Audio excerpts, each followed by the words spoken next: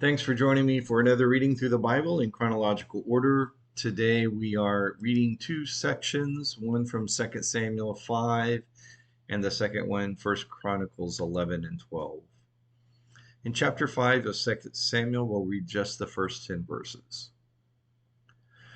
All the tribes of Israel came to David at Hebron and said, "Here we are, your own flesh and blood. Even while Saul was king over us, you were the one who led us out to battle and brought us back. The Lord also said to you, You will shepherd my people Israel, and you will be ruler over Israel." So all the elders of Israel came to the king at Hebron. King David made a covenant with them at Hebron in the Lord's presence, and they anointed David king over Israel. David was 30 years old when he began to reign, and he reigned 40 years. In Hebron he reigned over Judah 7 years and 6 months, and in Jerusalem he reigned 33 years over all Israel and Judah. The king and his men marched to Jerusalem against the Jebusites who inhabited the land. The Jebusites had said to David, "You will never get in here. Even the blind and lame can repel you," thinking, "David can't get in here." Yet David did capture the stronghold of Zion, that is, the city of David. He said that day, "Whoever attacks the Jebusites must go through the water shaft to reach the lame and the blind who are despised by David." For this reason it is said, "The blind and the lame will never enter this house." So David took up residence in the stronghold, which he named the City of David. He built it up all the way around from the supporting terraces inward, and David became more and more powerful, and the Lord God of armies was with him. 1 Chronicles chapter 11. All Israel came together to David at Hebron and said, "Here we are, your own flesh and blood. Even previously, when Saul was king, you were leading Israel out to battle and bringing us back. The Lord your God also said to you, 'You will shepherd my people Israel, and you will be ruler over my people Israel.'" So all the elders of Israel came to the king at Hebron. And David made a covenant with them at Hebron in the Lord's presence, and they anointed David king over Israel, in keeping with the Lord's word through Samuel. David and all Israel marched to Jerusalem, that is Jebus. The Jebusites who inhabited the land were there. The inhabitants of Jebus said to David, "You will never get in here." Yet David did capture the stronghold of Zion, that is, the city of David. David said, "Whoever is the first to kill a Jebusite will become a chief commander." So Joab, son of Jeruiah, went up first, so he became the chief. Then David took up residence in the stronghold, and therefore it was called the City of David. He built up the city all the way around from the supporting terraces to the surrounding parts, and Joab restored the rest of the city. David steadily grew more powerful, and the Lord of armies was with him. The following were the chiefs of David's warriors, who, together with all Israel, strongly supported him in his reign to make him king according to the Lord's word about Israel. This is the list of David's warriors. Jashobeam, son of Hachmoni, was the chief of the 30. He wielded his spear against 300 and killed them at one time. After him, Eleazar, son of Dodo the Ohohite, was one of the 3 warriors. He was with David at Pasdammim when the Philistines had gathered there for battle. There was a portion of a field full of barley, where the troops had fled from the Philistines, but Eleazar and David took their stand in the middle of the field and defended it, and killed the Philistines, and the Lord gave them a great victory. 3 of the 30 chief men went down to David to the rock at the cave of Adullam, while the Philistine army was encamped in Rephaim Valley. At that time David was in the stronghold, and a Philistine garrison was at Bethlehem. David was extremely thirsty and said, "If only someone would bring me water to drink from the well at the city gate of Bethlehem." So the 3 broke through the Philistine camp and drew water from the well at the gate of Bethlehem. They brought it back to David, but he refused to drink it. Instead, he poured it out to the Lord. David said, "I would never do such a thing in the presence of my God. How can I drink the blood of these men who risked their lives?" For they brought it at the risk of their lives, so he would not drink it. And such were the exploits of the 3 warriors. Abishai, Joab's brother, was the leader of the 3. He raised his spear against 300 men and killed them. gaining a reputation among the three. He was more honored than the three and became their commander, even though he did not become one of the three. Benaiah, son of Jehoiada, was the son of a brave man from Kabzeel, a man of many exploits. Benaiah killed two sons of Ariel of Moab, and he went down into a pit on a snowy day and killed a lion. He also killed an Egyptian who was 7.5 feet tall.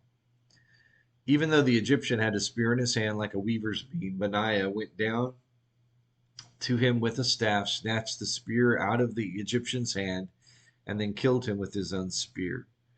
These were the exploits of Benaiah, son of Jehoiada, who had a reputation among the three warriors. He was the most honored of the 30, but he did not become one of the three. David put him in charge of his bodyguard.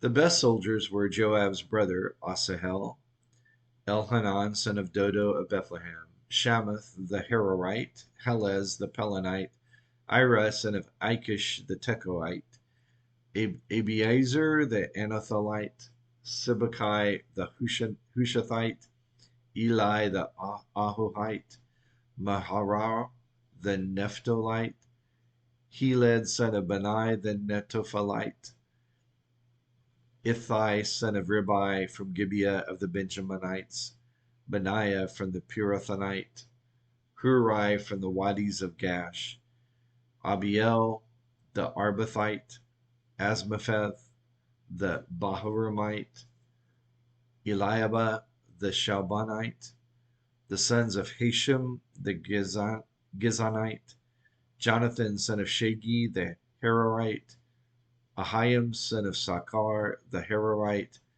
Eliphal son of Hefer the Macherathite, Ahijah the Pelonite, Hezro the Carmelite, Narai son of Esbah, Joel the brother of Nathan, Mibhar son of Hagri, Zelek the Ammonite, Naharai the Beerothite, the armor-bearer for Joab son of Zeruiah, Ira the Ithrite, Gareb the Ithrite, Uriah the Hethite, Zabab son of Ali, Adina son of Shiza the Reubenite, chief of the Reubenites, and 30 with him, Hanan son of Micah, Joshaphat the Mithnite, Isaiah the Ashtarothite, Shammah and Jael the sons of Hotham the Arorite, Jediah son of Shimri and his brother Joha the Tizite, Eliel the Mahavite, Jeroboam and Joshaviah the sons of Elnaam, Ithma the Moabite, Eliel, Obed, and Jasiel the Mezobaite. Chapter 12. The following were the men who came to David at Ziklag while he was still banned from the presence of Saul, son of Kish. They were among the warriors who helped him in battle. They were archers who could use either the right or left hand, both to sling stones and shoot arrows from a bow, and they were Saul's relatives from Benjamin. Their chief was Ahiezer, son of Shema, the Gibeathite. Then there was his brother Joash, Jeziel, Pelet, sons of Asmaveth, Barakah, Jehu the Anathothite, Ishmael the Gibeonite, a warrior among the 30 and a leader over the 30. Jeremiah, Jahaziel, Johanan, Josabad the Gederathite, Eluzai, Jeremoth, Bealiah,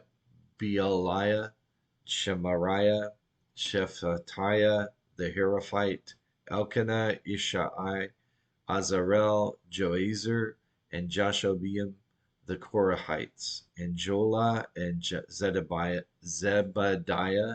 the sons of Jehoram and from Gedor. Some Gadites defected to David at his stronghold in the desert. They were valiant warriors, trained for battle, expert with shield and spear. Their faces were like the faces of lions, and they were as swift as gazelles on the mountains. Ezer was the chief, Obadiah second, Eliab third, Mishmana fourth, Jeremiah fifth, Attai sixth, Eliel seventh, Johanan eighth, Elzabad ninth, Jeremiah 10th, and Machbani 11th. These Gadites were army commanders. The least of them was a match for 100, and the greatest of them for 1,000.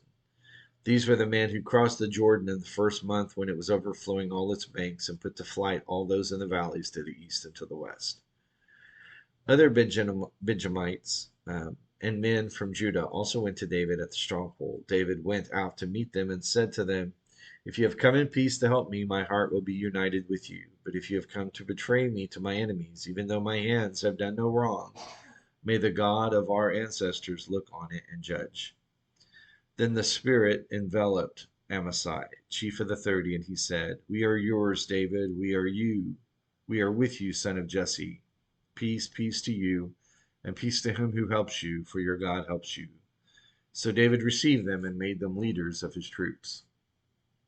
Some Manassites defected to David when he went with the Philistines to fight against Saul. However, they did not help the Philistines because the Philistine rulers sent David away after a discussion. They said, "It will be our heads if he defects to his master Saul."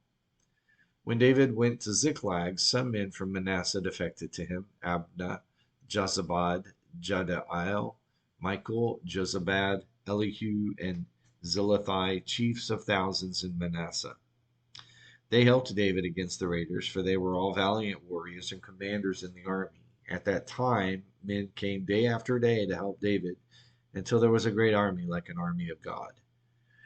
The numbers of the armed troops who came to David at Hebron to turn Saul's kingdom over to him, according to the Lord's word, were as follows: from the Judahites, 6,800 armed troops bearing shields and spears; from the Simeonites, 7,100 valiant warriors ready for war; from the Levites, 4,600, in addition to Jehoiada, leader of the house of Aaron, with 3,700 men; and Zadok, a young valiant warrior with 22 commanders from his ancestral family. From the Benjaminites, the relatives of Saul, 3,000. Up to that time, the majority of the Benjaminites maintained their allegiance to the house of Saul.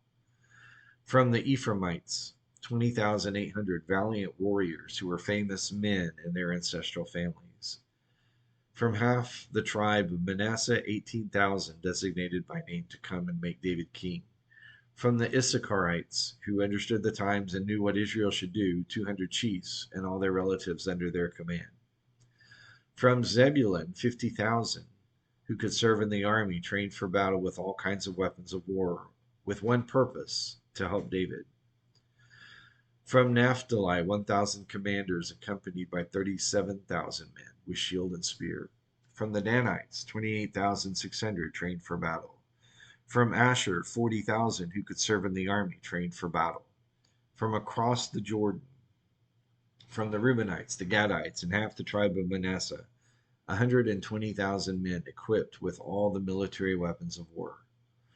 All these warriors, lined up in battle formation, came to Hebron, wholeheartedly determined to make David king over all Israel. All the rest of Israel was also of one mind to make David king. And they spent 3 days there eating and drinking with David, for their relatives had provided for them.